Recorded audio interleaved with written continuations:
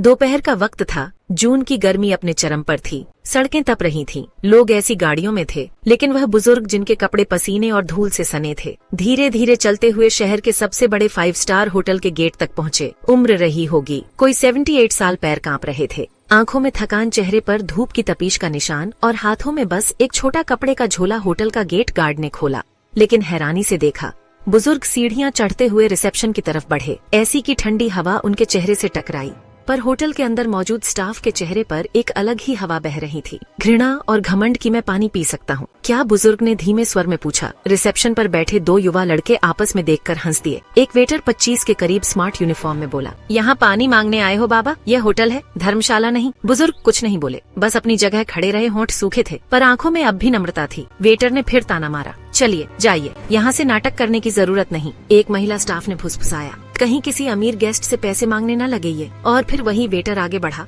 और बुजुर्ग को धीरे से नहीं बल्कि जोर से धक्का देकर बाहर कर दिया। निकलिए साहब, गर्मी से बचना है तो छाया में बैठिए। होटल में नहीं, गेट बंद हुआ। बुजुर्ग सीढ़ियां उतरने लगे, हर कदम जैसे उनकी आत्मा पर गिर रहा था। भीड़ थी, लोग देख रहे थे, पर कोई आगे नहीं आया। कुछ लोग कैमरा निकालने ही वाले थे, लेकिन रुक गए। इंसानियत वहाँ भी खामोश थी।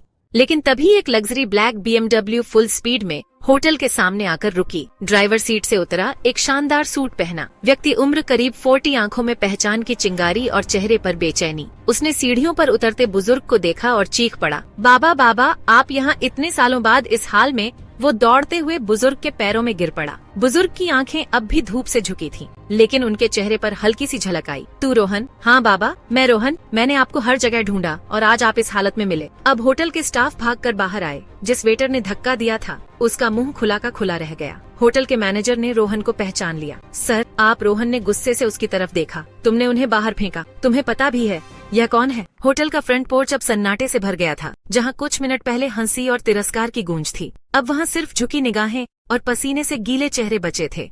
रोहन मेहरा देश की सबसे प्रसिद्ध होटल चेन का मालिक अपनी अरमानी सूट में अपने गुरु बाबा के पैरों में बैठा था। धूप में तपे उस इंसान के सामने जिसे कुछ देर पहले ही भीख मांगने वाला कहकर बाहर धकेल दिया गया था। बाबा, आपने बताया क्यों नहीं कि आप आ रहे हैं? रोहन की आवाज कांप रही थी। बुजुर्ग ने कुछ नहीं कहा, बस एक फीकी सी मुस्कान दी। कहता तो क्या कहता बेटा, क्या बताता कि मैं कौन हूँ? अब तो चेहरा भी पहचान में नहीं आता। वेटर जो धक्का देकर बाहर निकाला था अब अपने कदम पीछे खींच रहा था। चेहरा सफेद पड़ चुका था। होटल का जनरल मैनेजर सामने खड़ा था। कुछ कहने की हिम्मत नहीं बची थी। रोहन ने धीरे से बाबा को सहारा देकर बैठाया। इनके बिना मैं आज कुछ नहीं होता। उसने भीड़ की तरफ देखते हुए कहा, जो आज मैं हूँ इसी इंसान की दी हुई शिक्षा, संस्कार और संघर्ष की वजह से हूँ। मैं एक गरीब लड़का था, सड़क पर किताबें बेचता था, लोग हंसते थे, कोई घूरता था, पर एक इंसान ने मुझे उठाकर कहा, तू सिर्फ रोटी नहीं सोच भी बदल सकता है। वही इंसान आज प्यासा है और हमने पानी देने से मना कर दिया।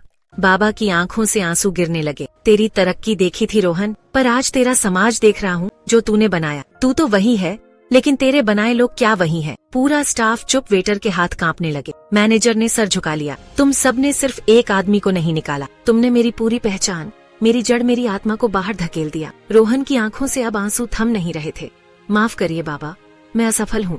अगर मेरे होटल में इंसानियत नहीं बची। तभी रोहन ने सबके सामने घोषणा की, आज से इस होटल और मेरी हर ब्रांच में एक काइंडनेस काउंटर होगा, जहाँ कोई भी आए उसे पानी, खाना और इज्जत मिलेगी, बिना कपड़ों से पहचाने, बिना नाम पूछे। और जो लोग आज इस अपमान के जिम्मेदार हैं, वह अब इस परिवार का हिस्सा नहीं रह सकते। वेटर को वहीं के वहीं सस्पेंड कर दिया गया। होटल के स्टाफ में कुछ लोग रोने लगे। किसी ने रोहन के पास आकर कहा, सर हमें अब आपकी तरह बनना है, इंसान से ऊपर इंसानियत। बाबा ने रोहन का हाथ पकड़ा और कहा, बेटा, पानी मांगने वाला जब खुद बरसात दे जाए तो समझ लेना उसने तुम्हें मिट्टी नहीं जड़ें दी है। अगले दिन सुबह देश भर की मीडिया में एक ही खबर थी, होटल में बुजुर्ग को निकाला गया, पर निकला मालिक का गुरु। हर न्यूज चैनल पर वह वीडियो वायरल था जिसमें रोहन मेहरा अपने बाबा के पैरों में बैठकर रो रहा था। टीवी स्टूडियो में बहस चल रही थी, क्या बड़े शहरों में अब सम्मान सिर्फ कपड़ों से तय होता है? क्या होटल ब्रांड्स को इंसानियत को भी मापदंड में शामिल करना चाहिए? सोशल मीडिया पर लोग दो टूक बोल रहे थे, वह सिर्फ पानी मांगने आए थे और हम उन्हें इंसान तक नहीं समझ पाए। Respect is not reserve for appearances, that old man gave India a new culture policy, #kindness counter.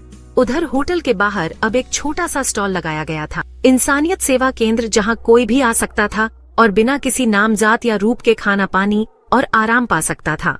बाबा को रोहन ने खुद अपने बंगले में ले जाया। एक सादा कमरा, लेकिन उसमें वही दीवारें थीं जिन पर रोहन की जिंदगी की कहानी टंगी थी। पुरानी तस्वीरें, किताबें और वही थैला जिसमें बाबा ने उसे पहली बार स्कूल भेजा था। एक शाम रोहन ने पूछा, बाबा आप इतने साल कहाँ थे? बाबा बोले, तेरे उड़ान के बाद मैं बस देख रहा था, तू ऊंचाई पर पहुँचेगा, पर जमीन देखता रहेगा या नहीं। कल जब तू मेरे पैरों में गिरा तो समझ गया मेरी तपस्या सफल हुई। रोहन की आंखें नम थी। आपने ही तो सिखाया था, पैसे से होटल बनता है पर दिल से संस्कृति। होटल चेन की सभी ब्रांच में अब एक नई नीति लागू हो गई थी। हर होटल के प्रवेश द्वार पर एक पोस्टर लगा था, अगर कोई सिर्फ पानी मांगता है तो शायद वह आपकी जड़ से जुड़ा हुआ हो। साफ यूनिफॉर्म पहने वेटर अब पहले मुस्कुराकर स्वागत करते और पूछते, भूख लगी है क्या? बाबा, एक दिन एक रिपोर्टर ने रोहन से पूछा, आप अरबों की कंपनी के मालिक हैं, लेकिन आप एक बूढ़े आदमी के लिए रो पड़े। रोहन ने जवाब दिया, क्योंकि वह बूढ़ा आदमी मेरी दौलत नहीं, मेरी सोच का जन्मदाता था। अगर मैंने उसे खो दिया होता तो सब कुछ होते हुए भी मैं खोखला होता। बाबा अब रोज शाम को होटल की लॉबी में आते, कभी किसी बच्चे को कहानी सुनाते, कभी किसी गरीब को एक कप चाय पिलाते। वो अब फाउंडर मेंटर बन चुके थे और रोहन ने एक नई किताब लॉन्च की, एक प्यास जिसने साम्राज्य खड़ा किया। समय बीतता गया। बाबा अब होटल की सबसे सादगी भरी लेकिन सबसे प्रभावशाली उपस्थिति बन चुके थे। वे किसी कुर्सी पर नहीं बैठे थे, पर सबकी नजरों में उनका स्थान सबसे ऊंचा था। एक दिन एक युवा लड़का ट्रेनी वेटर उनसे बोला, बाबा, आप जैसे लोगों की वजह से तो ये होटल इतना बड़ा बना, लेकिन आप कभी शोपीस नहीं बने, क्यों? बाबा ने हंसते हुए कहा, शोपीस सजावट के लिए होते हैं, मैं तो वह धागा हूँ जिसने यह पूरी चादर बुनी है। मुझे दीवार पर नहीं, दिल में जगह चाहिए। हर प्यासे को भिखारी मत समझो, क्योंकि कभी कभी वही इंसान आपकी जड़ों को सींच कर गया होता है। इज्जत मांगने से नहीं मिलती, वह मिलती है तब जब आप दूसरों को बिना वजह इज्जत देना सीख जाते।